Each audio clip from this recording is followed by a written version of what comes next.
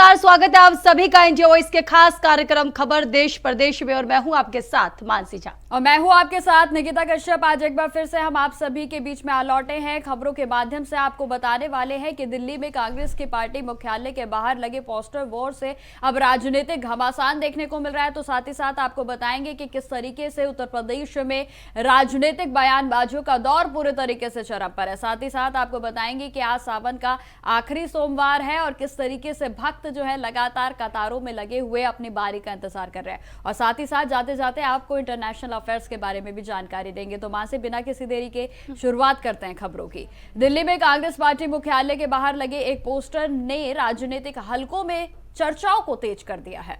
तो वही इस पोस्टर में साफ तौर पर लोकसभा में नेता विपक्ष राहुल गांधी की तस्वीर के साथ बैटमैन की तस्वीर लगाई गई है। तो ये आपको बता दें, पोस्टर के जरिए राहुल गांधी को रियल लाइफ बैटमैन के तौर पर पेश किया गया है। बिल्कुल। और देखिए, जहां कांग्रेस के समर्थकों की ओर से लगाए गए इस पोस्टर को लेकर अब सियासी बयानबाजियां भी तेज हो गई हैं। क्या कुछ किसका क्या कहना है, आपको सुनाते हैं इस रिपोर्ट के माध्यम से।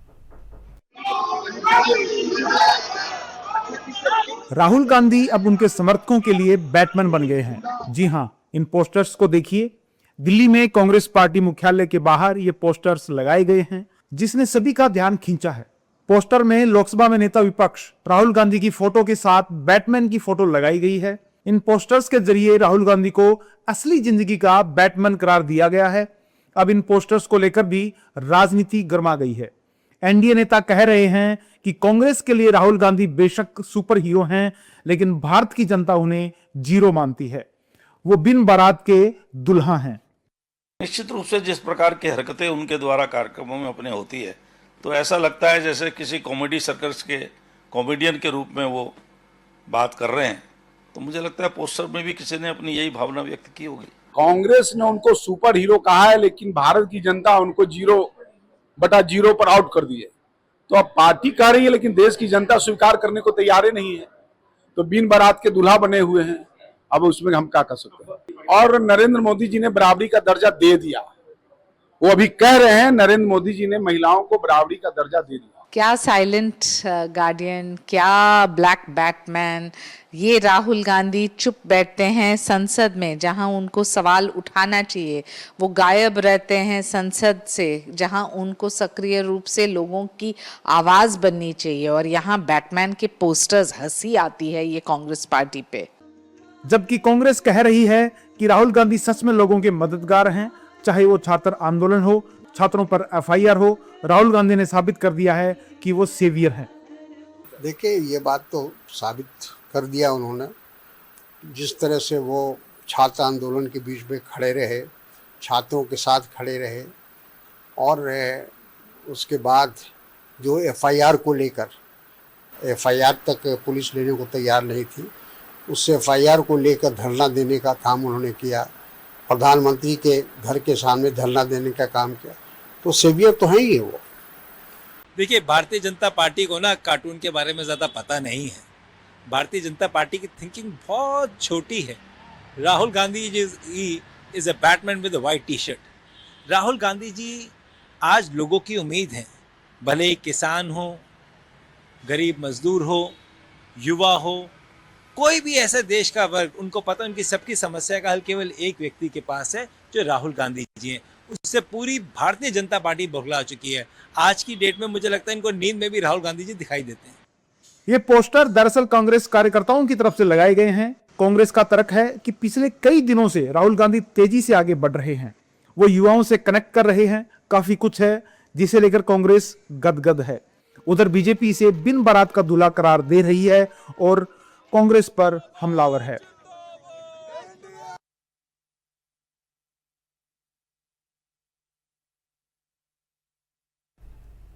तो राजनीतिक घमासान के बीच में कंगना रनौत और योग गुरु बाबा रामदेव के बीच भी गटर जनरेशन वाले बयान को लेकर अब सियासी जुबानी जो जंग है वो शुरू हो गई है। आरोप प्रत्यारोप का दौर लगातार मानसी देखने को मिल रहा है। तो ये आपको बता दें, कंगना रनौत के बयान की आलोचना किए जाने के बाद दोनों ओर से तीखे पलटवार देखने को मिल रहे हैं। विवाद की शुरुआत कंगना ने एक बयान से हुई है, जिस पर बाबा रामदेव ने अपनी आपत्ति जताते हुए अपनी प्रतिक्रिया दी है। क्या कुछ कहा है इस दौरान, देखिए हमारी खास रिपोर्ट में। जी। कंगना रनौत और बाबा रामदेव के बीच जुबानी जंग थमने का नाम नहीं ले रही है। कंगना के गटर जनरेशन वाले बयान से शुरू हुआ विवाद अब एक दूसरे पर निजी और तीखे हमलों तक पहुंच गया है। ताजा बयान में बाबा रामदेव ने कंगना पर टिप्पणी करने से इनकार करते हुए कहा कि उनका योगदान देश जानता है और वे ओछे लोगों के बारे में कोई टिप्पणी नहीं करना चाहते। रामदेव के इस बयान के बाद सवाल यही है कि आखिर इस सियासी सामाजिक विवाद में कौन किस पर भारी पड़ रहा है।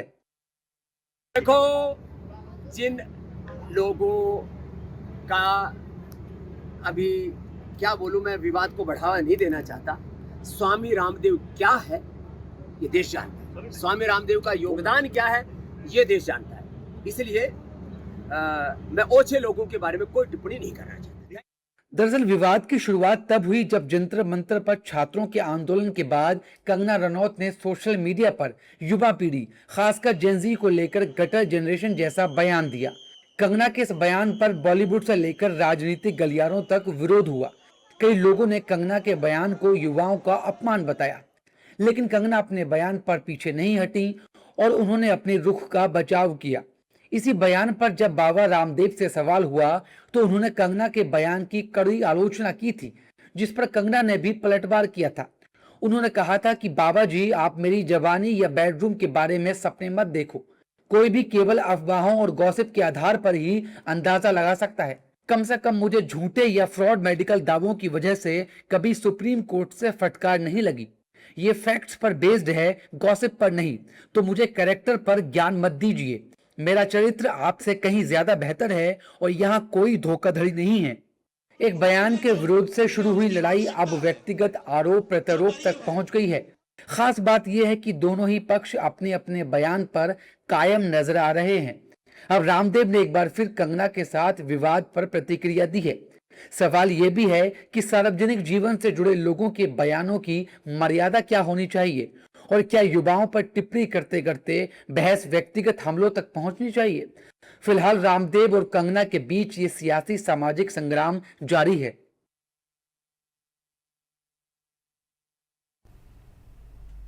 खबरों में आगे बढ़ते हैं, जहां बीजेपी की महासचिव स्मृति ईरानी ने राहुल गांधी को लेकर बड़ा बयान दिया है। उन्होंने राहुल गांधी से देश में महिला आरक्षण लागू कराने की दिशा में समर्थन देने की मांग की।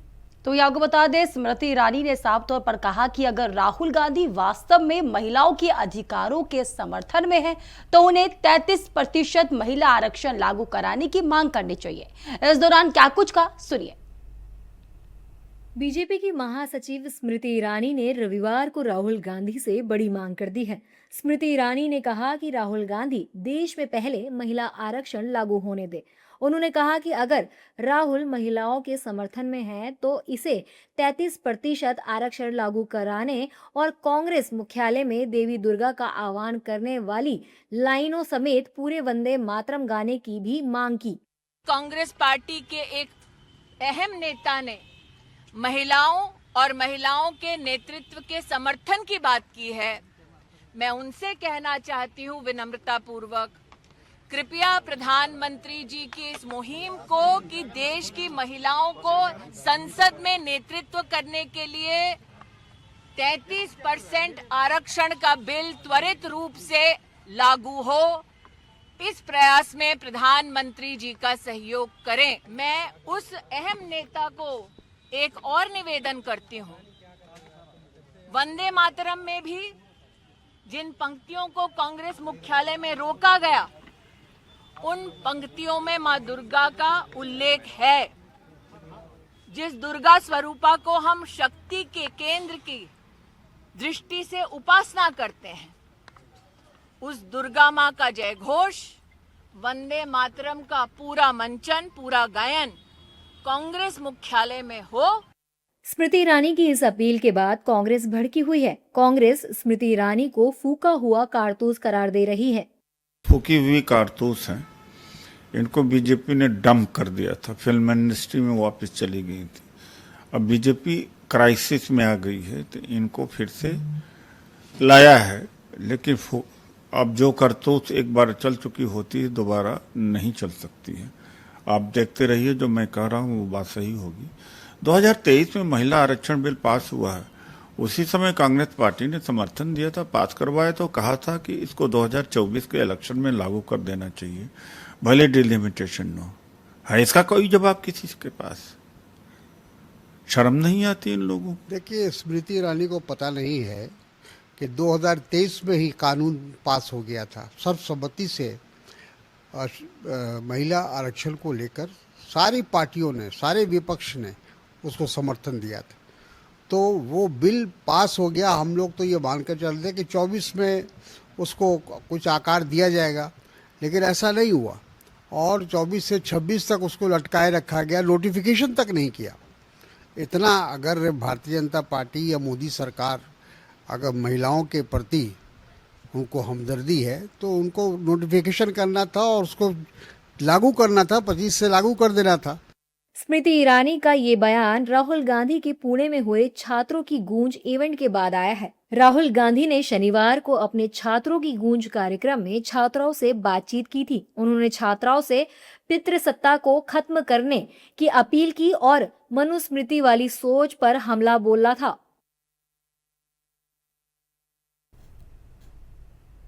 तो वही नजर डालते अगली खबर की बता दें आपको, बीजेपी ने जेन जी यानी नई युवा पीढ़ी से सीधे संवाद बढ़ाने के लिए नई रणनीति तैयार की है। बिल्कुल, और जहां देखिए जिसमें पार्टी के नेता युवाओं के बीच जाकर रोजगार, शिक्षा, परीक्षा के समेत भविष्य से जुड़े मुद्दों पर भी अपने और उनकी राय को सामने रखेंगे, तो वहीं बातचीत उनकी ओर से की जाएगी। जहां बीजेपी की इस पहल के बीच में कांग्रेस भी राहुल गांधी के जरिए छात्रों और युवाओं से संवाद बढ़ा रही है। क्या कुछ है इस पर अपडेट आपको दिखाते हैं हमारी इस रिपोर्ट में।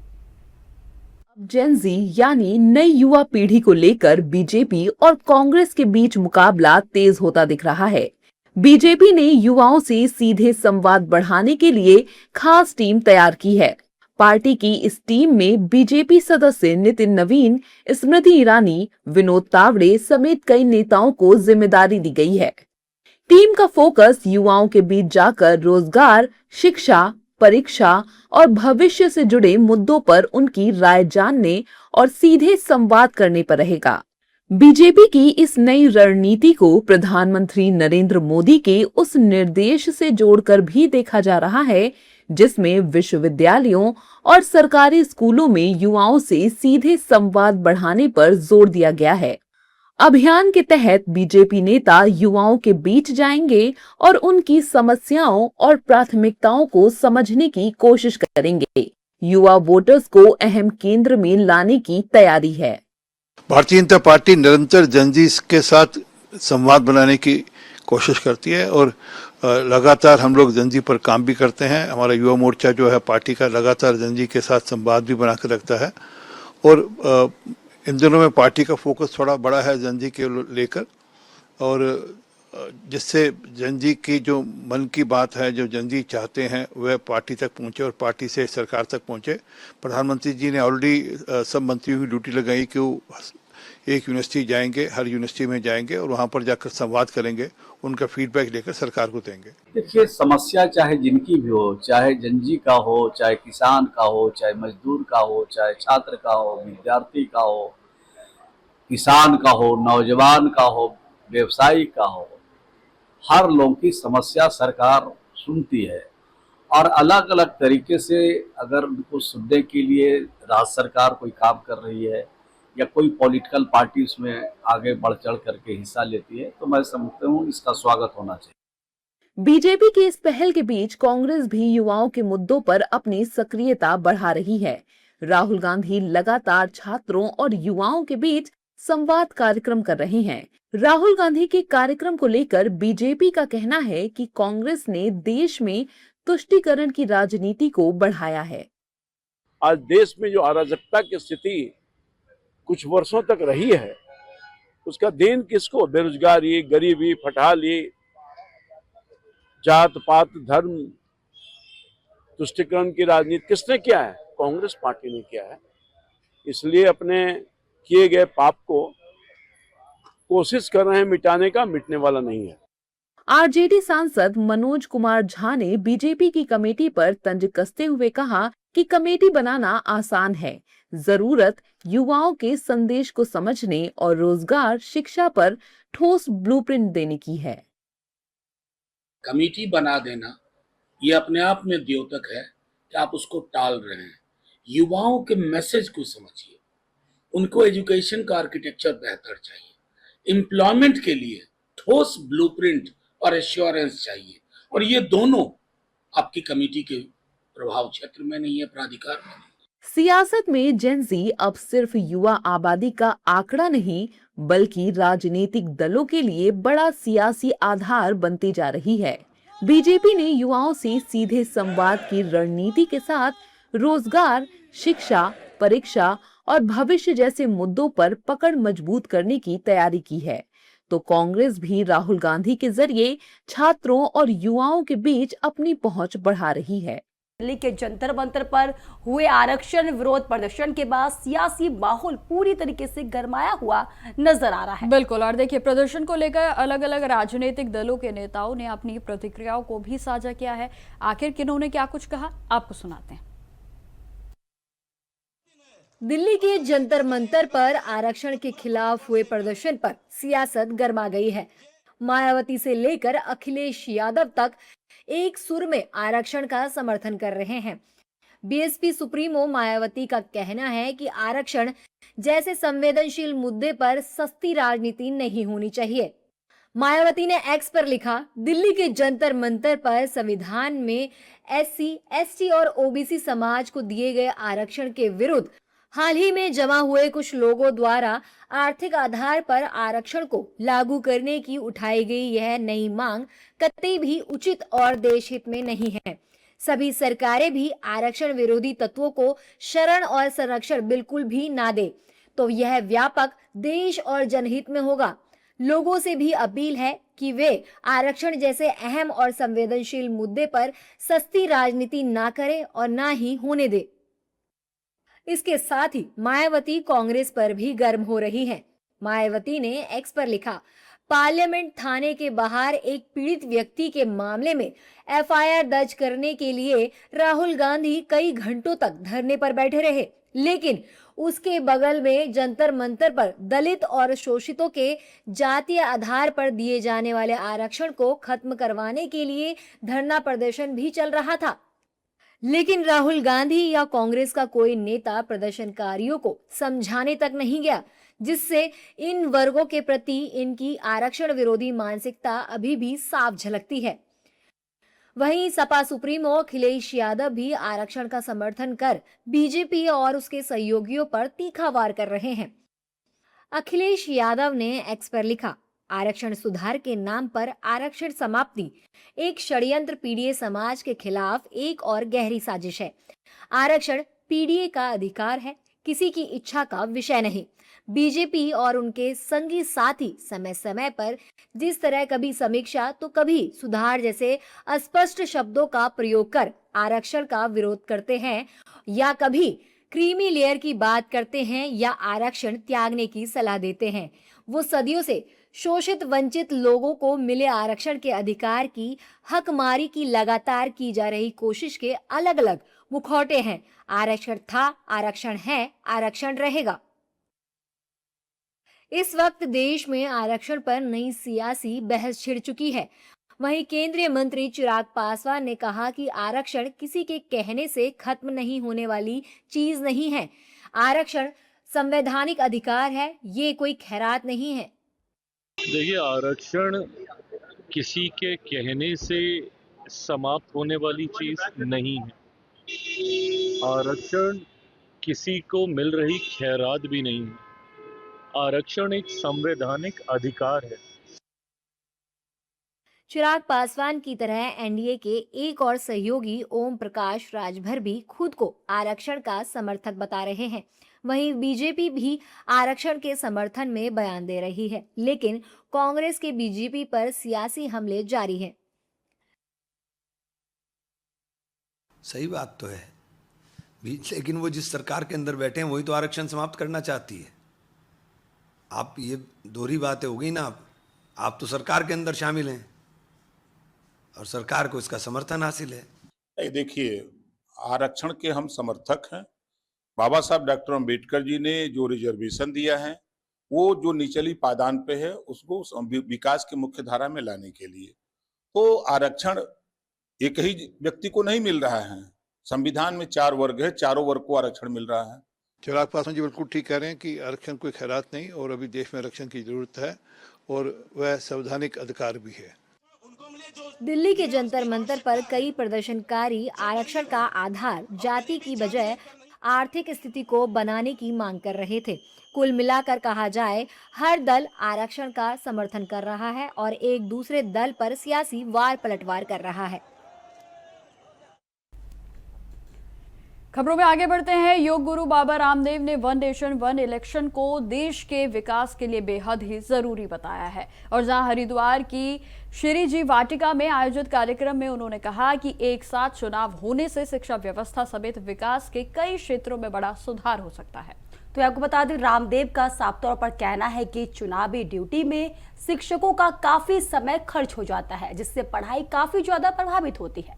उनका साफ तौर पर यह भी मानना है कि बार बार होने वाले चुनावों से प्रशासन की कामकाज और विकास की रफ्तार भी काफी ज्यादा प्रभावित होती है।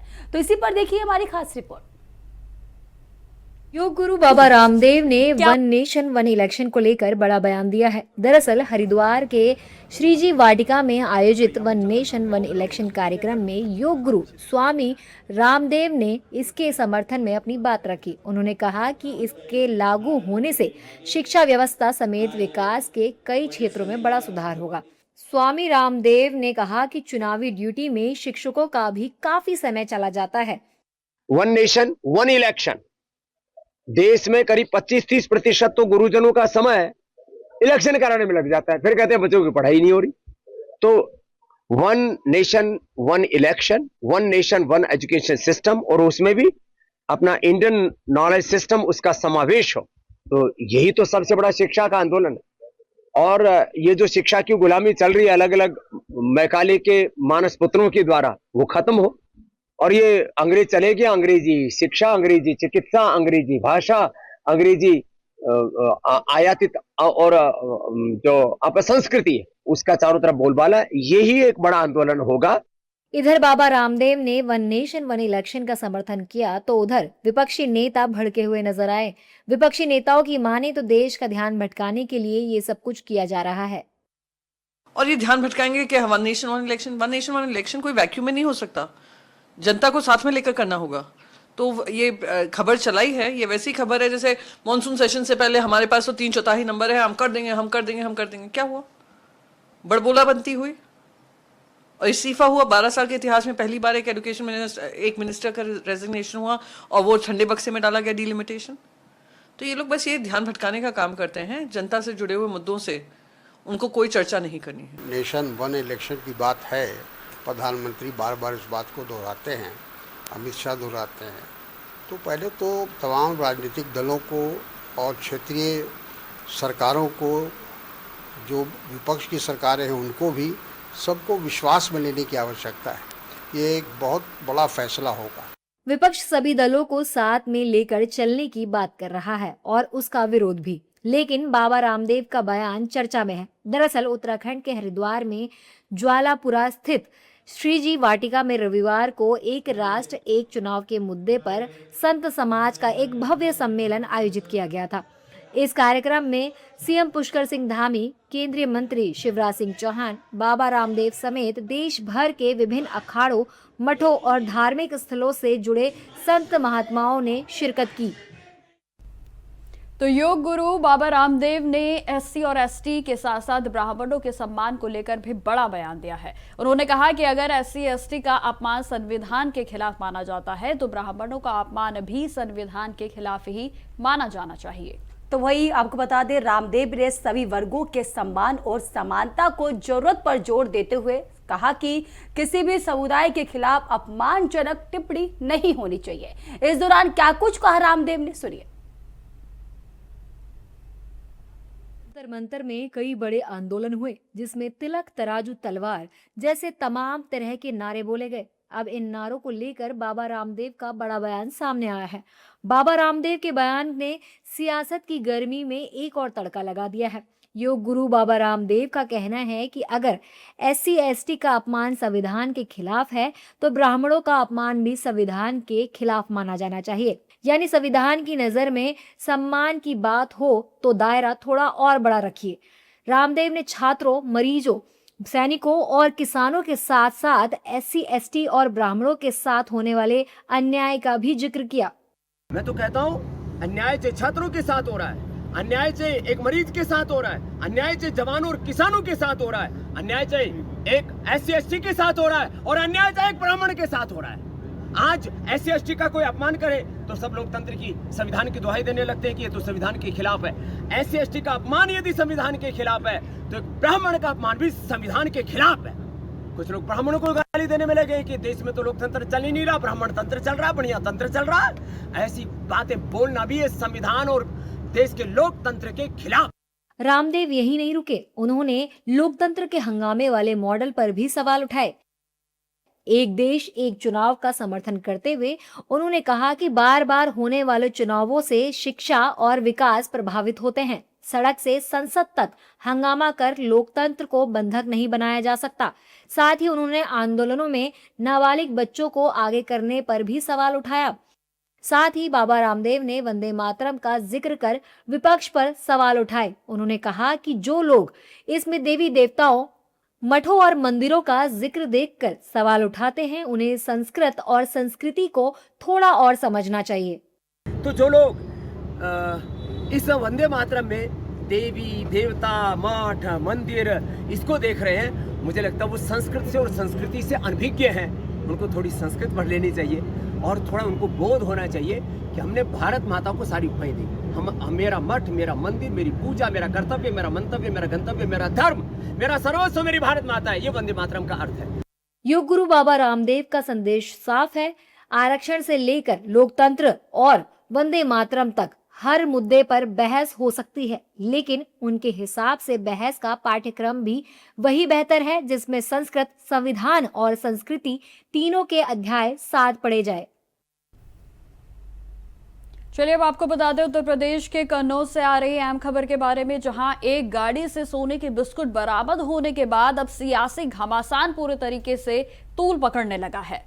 तो इसी बीच समाजवादी पार्टी के अध्यक्ष अखिलेश यादव ने पुलिस कन्नौज पर गंभीर आरोप लगाते हुए दावा किया है कि गाड़ी की तलाशी में 1 किलो के 26 सोने के बिस्किट मिले हैं, लेकिन पुलिस के आधिकारिक तौर पर केवल 10 बिस्कुट ही बरामद की गई है। बिल्कुल, और देखिए अखिलेश यादव ने तंज कसते हुए यह भी कहा कि 10 दिखाया है, 16 गटकाया, भाजपा की पुलिस की यही है माया। उनकी ओर से यह तंज कसा गया। उन्होंने बरामद होने वाले सोने के बिस्किट की संख्या पर सवाल उठाए हैं। तो वहीं आपको यह भी जानकारी देते चले कि आरोपों के बाद कन्नौज पुलिस ने आधिकारिक बयान जारी कर उन्हें झूठा और भ्रामक करार दिया है। तो पुलिस का इस मामले पर साफ तौर पर कहना है कि कार्रवाई में कुल 10 सोने की बिस्किट ही बरामद हुई है। पुलिस ने बताया है कि तलाशी और बरामदगी के दौरान GST टीम को मौके पर बुलाया गया था और पूरी कार्रवाई की नियम अनुसार वीडियोग्राफी भी कराई गई है। मामले में राजनीतिक बहस तेज होती हुई लगातार नजर आ रही है। वहीं इस खबर विस्तार से जानकारी देने के लिए हमारे संवाददाता अजहर खान जुड़ चुके हैं। अजहर, क्या कुछ अहम जानकारी आ रही है?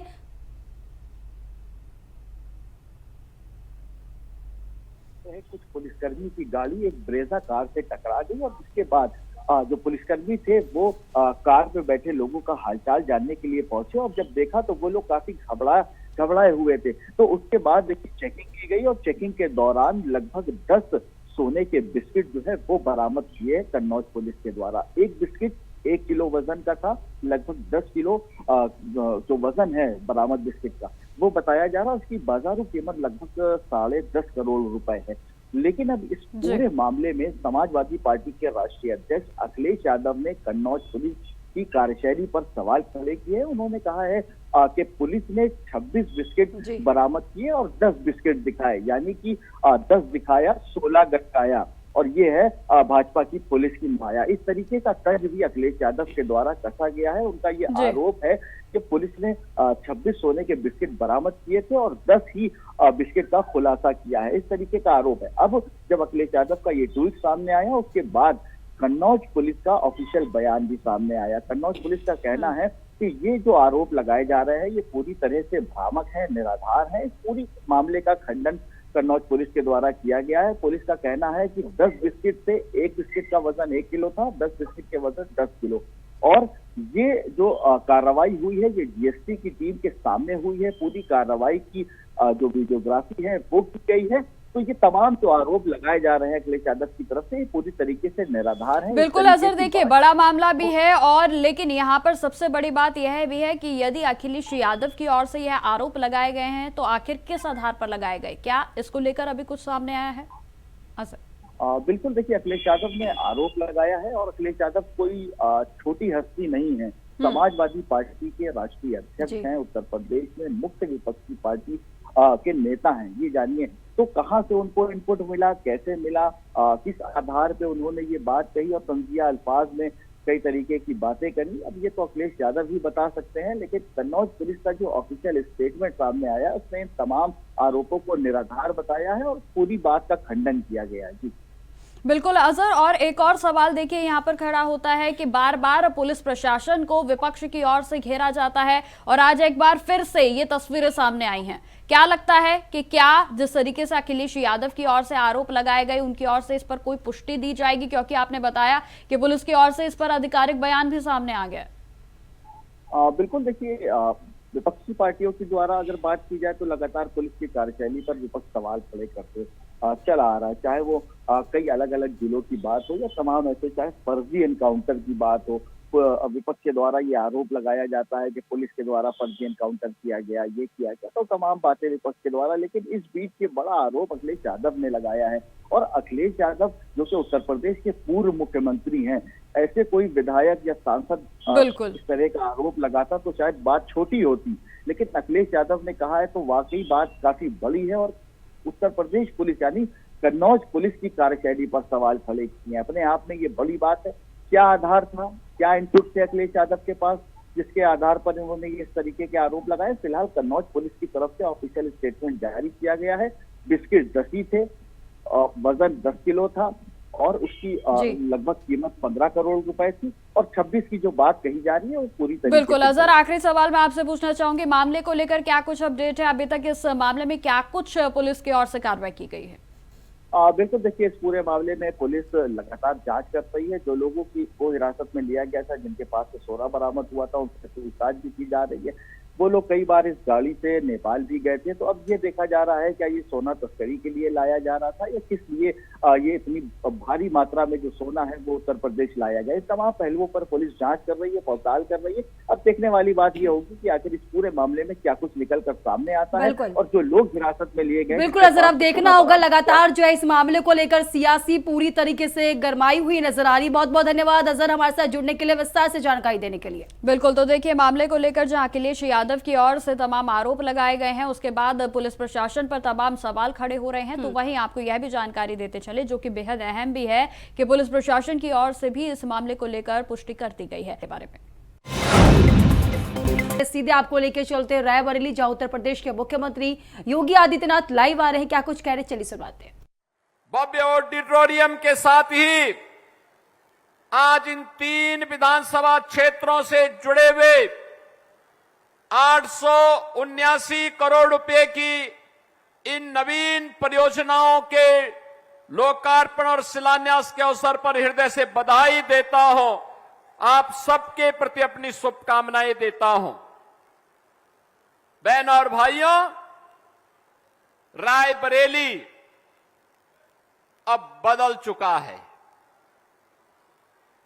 रायबरेली के साथ पहले लोग बोलते थे कि वीआईपी जनपद है, वीआईपी संसदीय क्षेत्र है, लेकिन वीआईपी के नाम पे यहां बदहाली थी, अराजकता थी,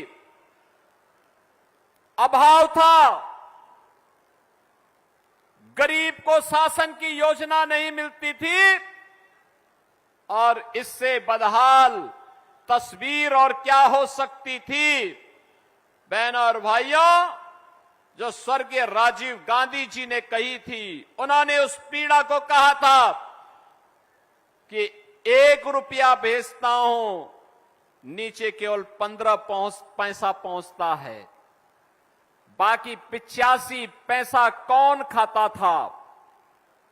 बहन और भाइयों, ये 85% खाने वाले लोग कोई और नहीं थे, ये वही कांग्रेस के लोग थे, वही समाजवादी पार्टी के लोग थे, जो लोग इन गरीबों को, जो पिछले 9 वर्ष के अंदर आवास मिले हैं, हर गरीब के घर में शौचालय बना है, आज जो सड़कों का जाल बिछा है, आज जो यहां पे 900 करोड़ रुपए की परियोजनाओं का उपहार रक्षाबंधन के ठीक पहले बरेली जनपद को प्राप्त हो रही, आप रायबरेली जनपद को प्राप्त हो रही हैं, इसके लिए मैं आपको सबको बधाई देता हूं, अभिनंदन करता हूं और यहां के जनप्रतिनिधियों का भी हृदय से धन्यवाद करता हूं। बहन और भाइयों, विकास आज की आवश्यकता है। नौजवान की आकांक्षा को यही विकास आगे बढ़ाएगा। अन्नदाता किसान के चेहरे पर यही विकास खुशहाली लाएगा। हमारे कारीगर और हस्तशिल्पियों को यही सम्मान देगा। हमारे बुजुर्गों के वृद्धावस्था का सहारा यही बनेगा।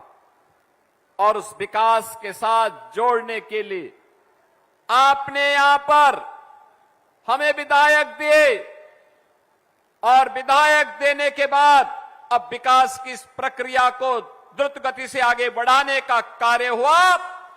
प्रधानमंत्री मोदी जी के नेतृत्व में बदलते हुए रायबरेली को आज आपने देखा होगा। याद करिए यहां की modern coach factory, modern coach factory 12 में बनी थी, 14 तक कांग्रेस के विकास की तरह वह घिसती हुई जा रही थी। और आज मुझे बताते हुए प्रसन्नता है, मॉडर्न कोच फैक्ट्री अब तो रायबरेली की पहचान बन चुकी है।